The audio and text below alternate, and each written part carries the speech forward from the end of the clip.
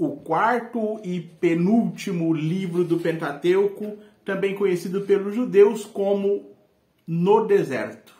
Registra a história do povo de Israel durante os seus seus 40 anos de peregrinação. O Senhor te abençoe e te guarde. O Senhor te mostre seu rosto radiante e tenha piedade de ti. O Senhor te mostre seu rosto e te conceda a paz. Dando continuidade à leitura da Bíblia, hoje vamos falar sobre o livro de Números. Esse livro é um alternar-se de leis e disposições e historietas ou relatos intercalados de alguns poemas, o que pode deixar o leitor moderno perdido entre tantos estilos. Se você ultrapassou o livro de Levítico, aqui você vai ter um livro quase nos mesmos moldes, mas um pouco mais leve que o Levítico. Principalmente por causa dessas histórias que tem no meio, que faltou. O Levítico tinha bem pouco, né? E é necessário atentar, porque os estilos são variados mesmo.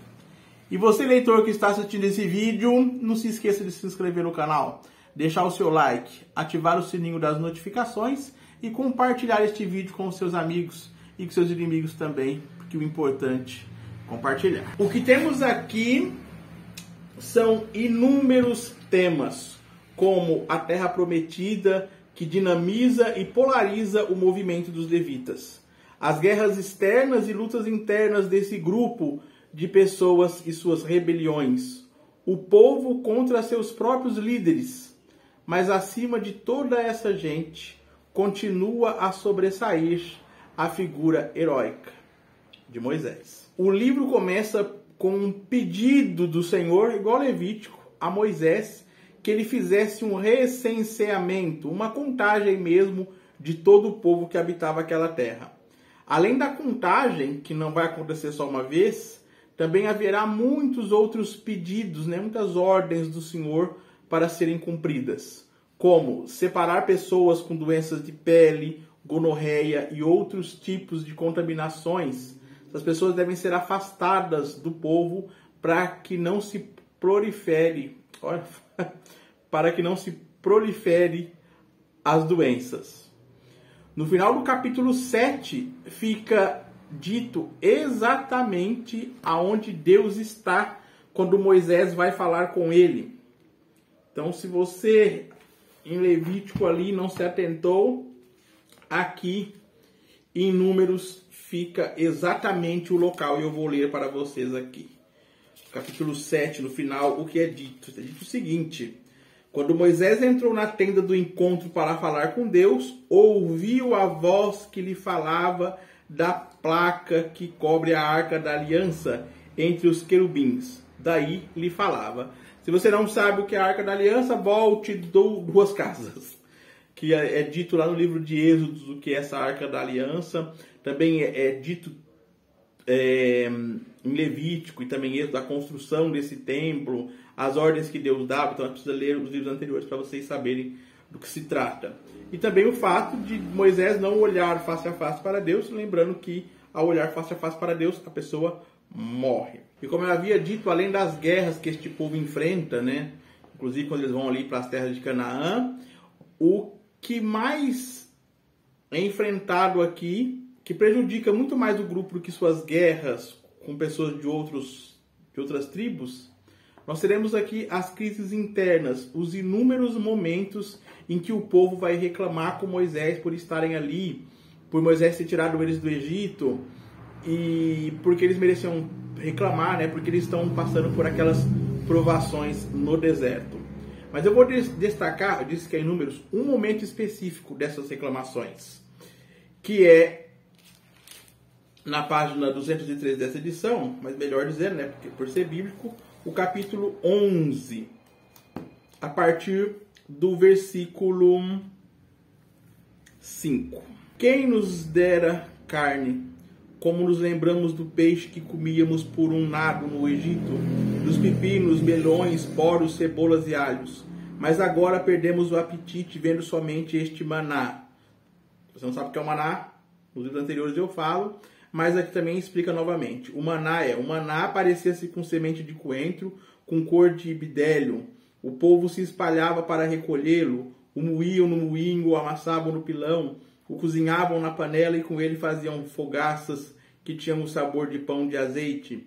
De noite o orvalho caía nos acampamentos e em cima dele o maná. Então aquela comida sagrada que Deus mandava do céu. Eles estão cansados de comer isso, estão reclamando porque tem que comer isso. Moisés ouviu como o povo, família por família, chorava, cada um na entrada de sua tenda, provocando a ira do Senhor, e desgostoso disse ao Senhor. Moisés vai falar para Deus, né? Por que maltratas teu servo e não lhe concedes teu favor? Pelo contrário, lhe fazes carregar todo este povo.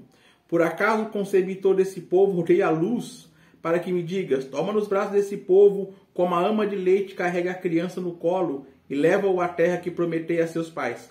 Moisés é meio danadinho com Deus, hein? Então, de onde tirarei carne para dá-la a todo o povo? Ele vem a mim chorando, dá-nos carne para comer, e sozinho não posso levar todo este povo, pois isso supera as minhas forças. Se me tratas assim, é melhor que me faças morrer. Concede-me esse favor, e não terei de suportar tais sofrimentos. Atente-se bem. E aí, o que Deus vai fazer diante dessas reclamações? O Senhor responde para Moisés: traze-me 70 dirigentes que sabes que dirigem e governam o povo, leva-os à tenda do encontro e esperem aí contigo. Vai dividir, né? Só reclama com Moisés. E descerei e falarei aí contigo. Separarei uma parte do espírito que tens e passareis a eles, para que repartam contigo a carga do povo e não tenhas de levá-lo sozinho. Vai tirar um pouco do fardo das costas de Moisés. Mas depois da reclamação, né? Aí, o Senhor vai falar sobre a carne. O Senhor vos dará carne para comer. Não um dia, nem 2, nem 5, nem 10, nem 20, mas um mês inteiro. Até que vos dê náusea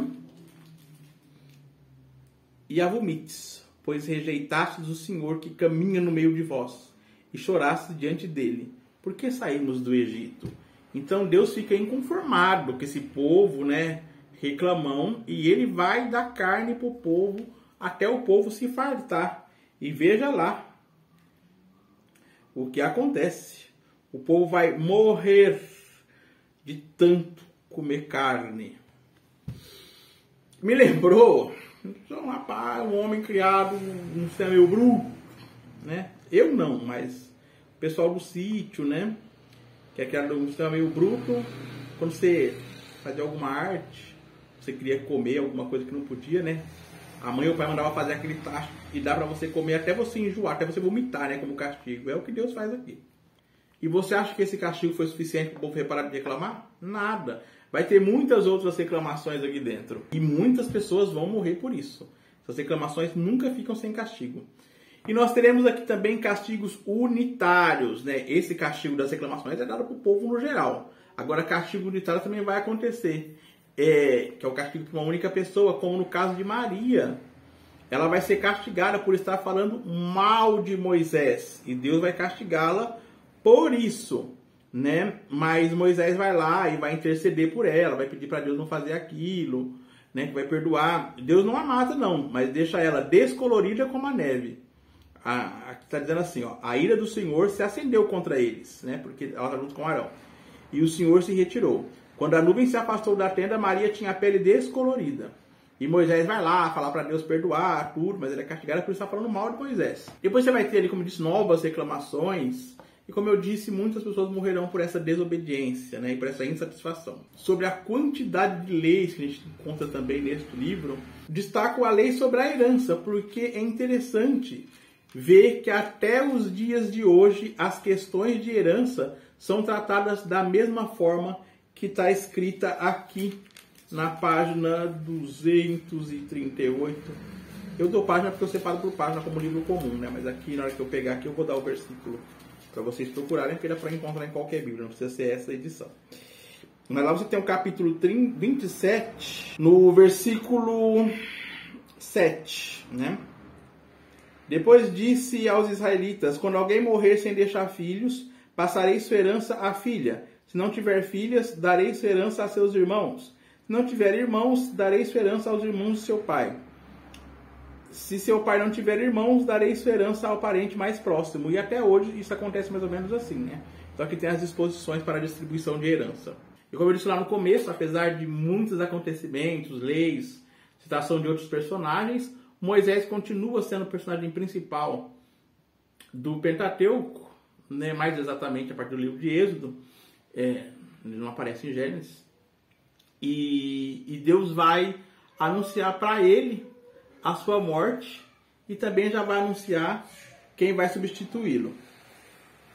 Então, Moisés disse ao Senhor, também no capítulo 27, depois das disposições lá sobre herança, no versículo 12, o Senhor anuncia a Moisés sua morte. O Senhor disse a Moisés: sobe ao monte Abarim e contempla a terra que vou dar aos israelitas.